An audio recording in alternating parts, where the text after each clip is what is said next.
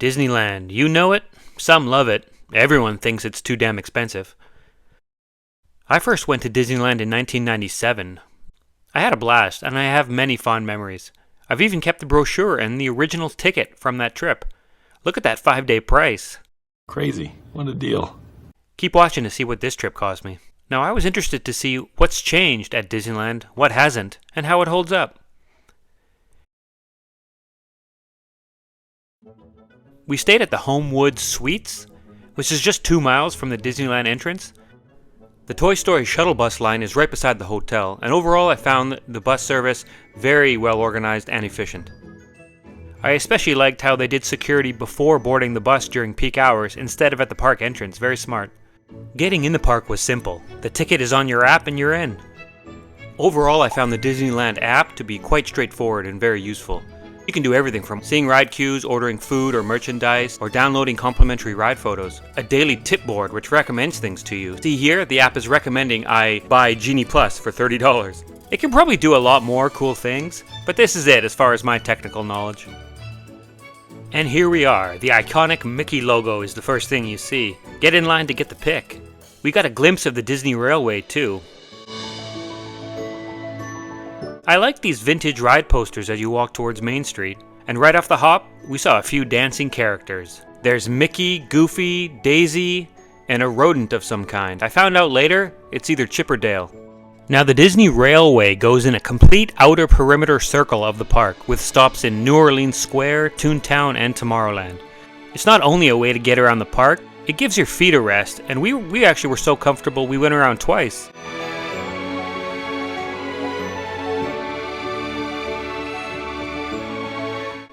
A great view of the back of Tom Sawyer Island.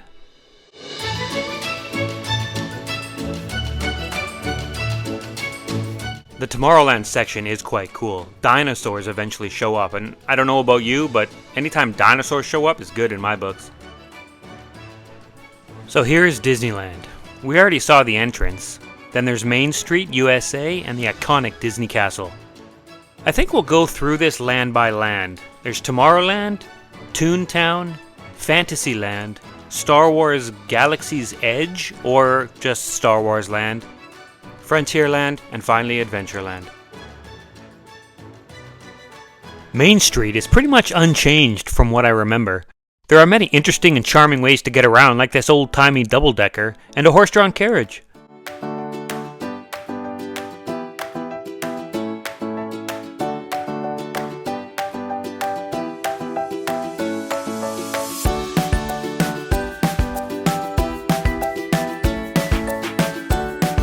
This Starbucks is actually the only thing that I can think of that is different from 1997. The penny arcade I remember vividly from my previous trip, and they still have these penny machines. And as they were a big hit with me back then, they were a big hit with the kids in our group. It's all automated now though. Back in the day it was hand cranked. Look at these sweet treats inside the penny arcade. I was immediately drawn to them. All of them. These balloons were being sold everywhere, and the price was an outrage. I believe these are close to $20 US. There are light-up ones that are even pricier. Fair warning though, all kids will want one. Main Street is also where all the parades go down. This one is called Magic Happens, and it has Mickey first, then a bunch of floats featuring various Disney characters. Parades have never been my thing. At night there's a light and music show against the buildings on Main Street. I looked this up, and I don't know what this is called. No idea. Let's move on. Our first land, Tomorrowland. First ride right out front is Astro Orbiter. Standard up and down, spinny ride. I did like how you could control how high you go with this lever. At night it looked quite nice. Star Tours, a simulation ride through space, has been around for a long time, and it's always decent. It never has a huge line. It's a good ride if you're trying to kill time, like waiting for a parade or something. This Buzz Lightyear Astro Blasters had a 5-minute wait, and it was still too long. No, it's a points-based shooting ride that kids would probably like. I found it a whole lot of nonsense. Here is Autotopia. This ride lets you drive toy cars along a fixed track.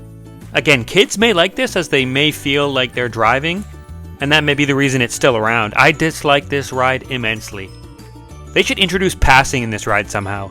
I mean, it's unchanged in decades. Here's a photo of me on it in 1997, and here's that very same turn. This sucks. I did like how you could get these Autotopia driver's licenses though.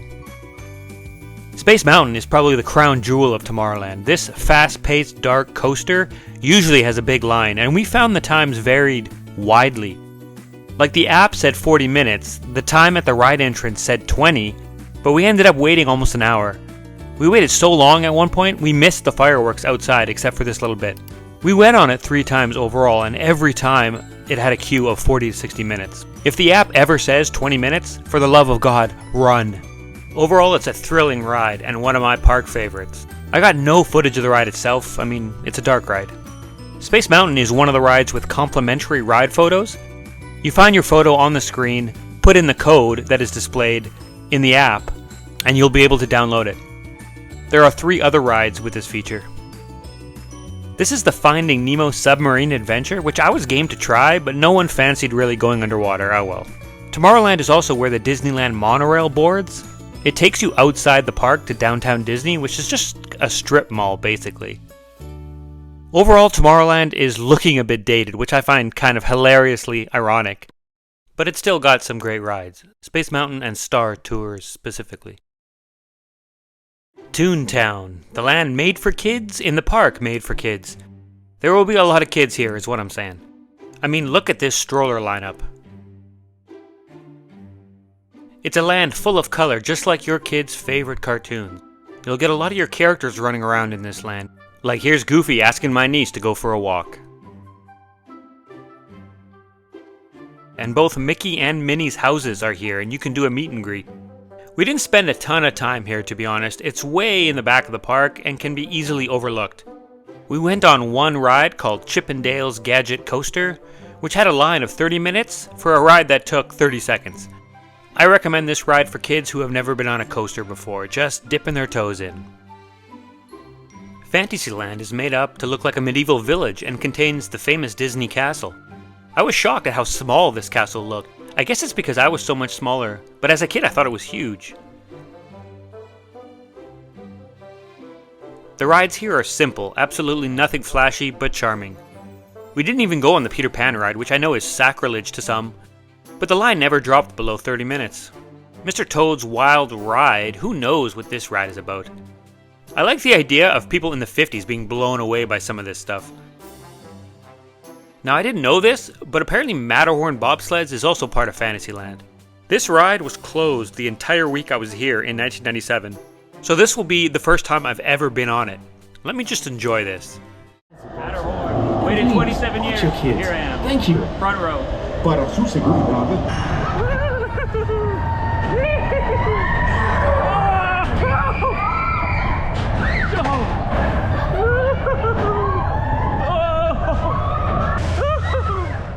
It's got some good bits, and still moves at a decent clip. Star Wars Land is the newest area in Disneyland. Its theming was quite well done, with this life-size replica of the Millennium Falcon being very cool. There was TIE fighters and X-Wings around too.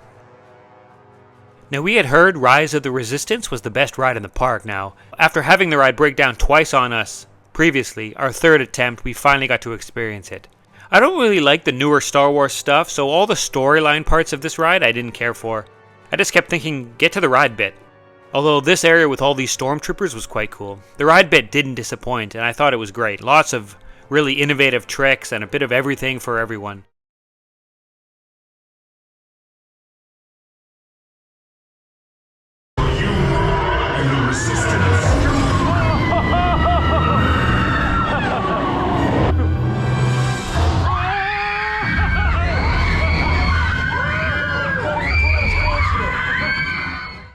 Frontierland is made up to look like the Old West, with a lot of wood, buildings, and supply shops. A few games as well, like this target shooting game, which does cost a little extra. Frontierland's greatest draw, no doubt, is the Big Thunder Mountain Railroad, a decently fast coaster going through mountains and lakes and such. I did find the ride slowed down a few too many times to go uphill, which stopped the momentum a little bit, but it was still good fun.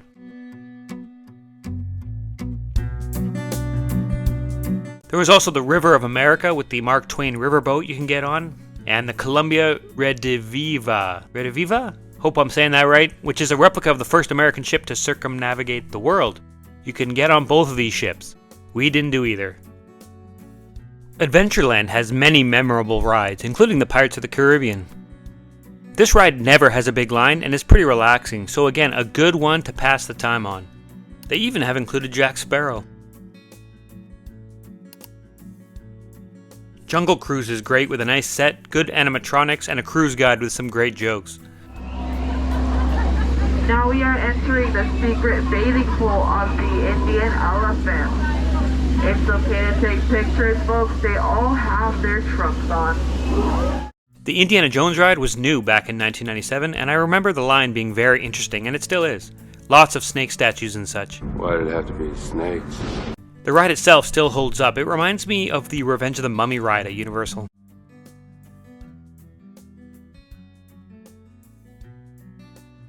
There's also this big jungle gym type thing that my nieces and nephew got some entertainment out of. There is one area that I haven't covered, and that is New Orleans Square. It was under construction while we were here, so we missed out on the Haunted Mansion. Also, Splash Mountain, where this photo was taken, is being re-themed as Tiana's Bayou Adventure. It wasn't open when we were there. I think it is opening later this year. And who knows, may be open when I post this video. Alright, that's the end of Disneyland. My nephew had had enough, and so had I. Let's move on. California Adventure. A brand new park for me. This didn't exist the last time I was here. So here's the park. Entrance, Soarin' Round the World, Grizzly River Run, Pixar Pal Around Swinging, ugh, horrible name, the Incredicoaster, Radiator Springs Racers, Luigi's Road Licking Roadsters, and Guardians of the Galaxy Mission Breakout. Lots to purchase as soon as you enter, various stores and modes of transport. We even caught a glimpse of Mickey.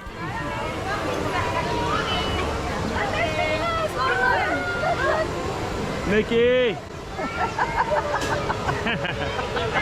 He tipped his cap to me. The first ride we went on was Soarin' California, which basically turns you into a bird and flies you around the state. The best part, which unfortunately I can't recreate, is the smell that accompanies some of the terrain in the video. It really adds to the experience.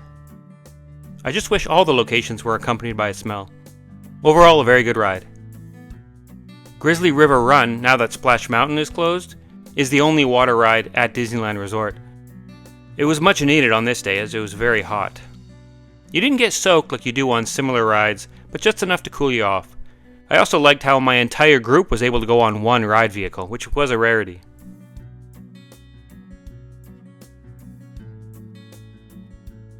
A large Ferris wheel, officially called Pixar's Pal Around. I absolutely loathe that name, but the ride itself was good fun. You have the option of a swinging cart or not. We chose to swing, and I recommend you do too. And while I loved it, my sister and mom, not so much. It looks slow from afar, but it does toss you around quite a bit. Sad news, the Incredicoaster was out of action, so I never got a chance to actually go on it. We found out on our last day it was reopening the very next day. Unfortunate. We then ventured into the Cars Land area, and not having seen any of the films, it was of little interest to me personally. The often talked about Radiator Springs Racers, which apparently cost $200 million to construct and is one of the most expensive theme park attractions in the world, always had a large queue, so my expectations were high. Unfortunately, it didn't live up to the hype.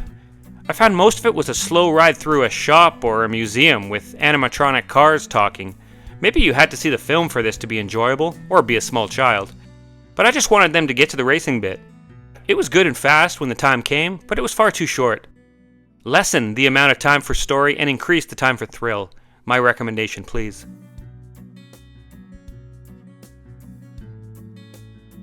Next is this ride. I didn't know this at the time, but this Luigi Road Lickin' Roadsters is also Cars related. It had a relatively short queue, so we went on it, but it still ended up waiting a half hour for this.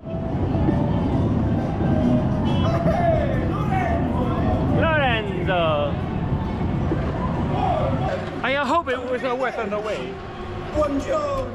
Yeah, we immediately changed our strategy after this ride to prioritize the ones we actually wanted to go on, rather than the ones that had the shortest queue. This ride was the definition of mediocre. Next! The last ride was the Guardians of the Galaxy Mission Breakout. Despite not being a fan of the franchise, this ride lived up to the hype. It's basically an elevator from hell and had a few good drops and thrills.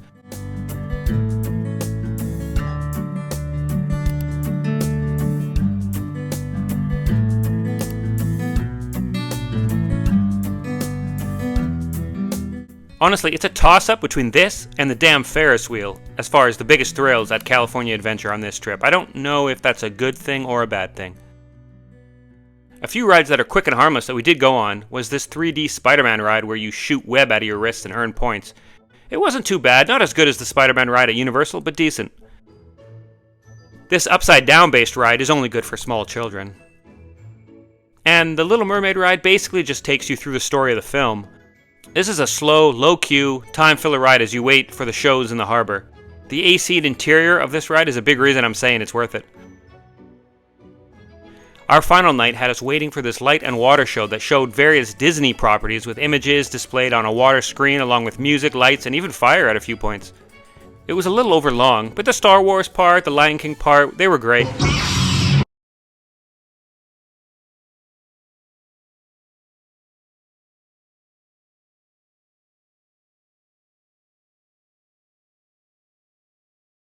But I think it's just the music that hit me. All hail John Williams and Hans Zimmer.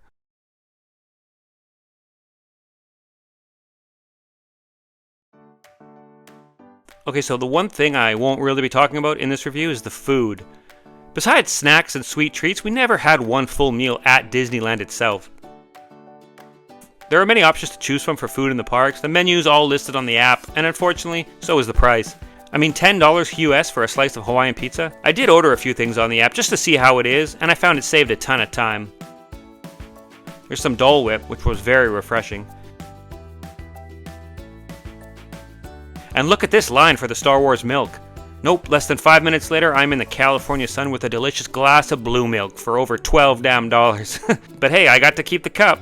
It's actually more like a tropical smoothie, and was tasty. I had this churro cookie, thinking it was going to be splendid, but no, it was dry, just so dry. Churros are everywhere at Disneyland, and this one was roasted with marshmallow sauce. It was a hit with me and the kids. Mickey-shaped items are all over, and pricier than their non-Mickey counterparts. This Mickey pretzel tasted good with Cheese Whiz sauce.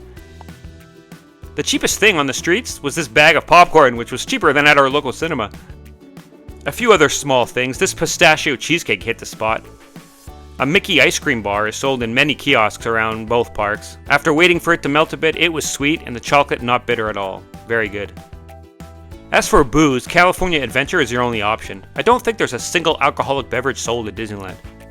I found a beer garden which was a welcome sight. This cocktail, containing vodka and pineapple juice, was very good and refreshing. But look at that price. This was another good concoction. A Guinness float with an ice cream bar inside it. What can I say? Together at last. Okay, so the cost. We did the one park per day option, meaning you couldn't hop between parks on the same day. That was an additional cost. You had to choose which parks on which days you wanted to do ahead of time, so think carefully. It was $96 a day to enjoy the park, not including Genie Plus or anything like that. So this is your bare bones cost. Grand total $480 for 5 days at the Disneyland Resort. So let's break this down. $480 for the parks, that's just below $660 in my money. Compare that to my 1997 ticket, which was $63 for 5 days. Adjusted for inflation, the current price should be $123.32 US. Okay, but then the park is bigger and more expansive than before, right? This is true. There is an entire new park added since the last time I went. Let's double the inflated price then, alright? $246.60 US is really what it should be costing us. That is the adjusted for inflation price doubled. It was $480. It should have cost $256.60. Let's just say that again. $480 is what it cost. $256.60 is what it should have cost. Just to put this into perspective, a quick check on the prices at Universal Orlando at the time of the making of this video and I got a 5-day price of $255.99 US for 2 parks, 1 park per day. Hell, let's add a third park in there and the price goes to $295.99. That is almost $200 cheaper and you get 3 parks. You get more for less. I know which one I'd prefer. So overall, I found Disneyland resorts lacking for the price you pay. They definitely bring back some good memories for me. It's got that historic factor that the other parks don't quite have. Yet the park rides, especially at Disneyland, are looking a bit dated. Do I think they should scrap all the old rides for new ones? No. I think they should lower the price of admission. Families with small children will still enjoy them, and that's who I'd recommend these parks to. If you're looking for thrills as a teen or a young adult, look elsewhere. And the price cannot be justified for what you get, in my opinion. I hear the attendance at the parks is down, but that's certainly not what I saw. The park was packed every day we were there, so what the hell do I know? People will pay whatever for Disney, it seems. Alright, that's the end of this review and the end of the video. Thanks for watching. Goodbye.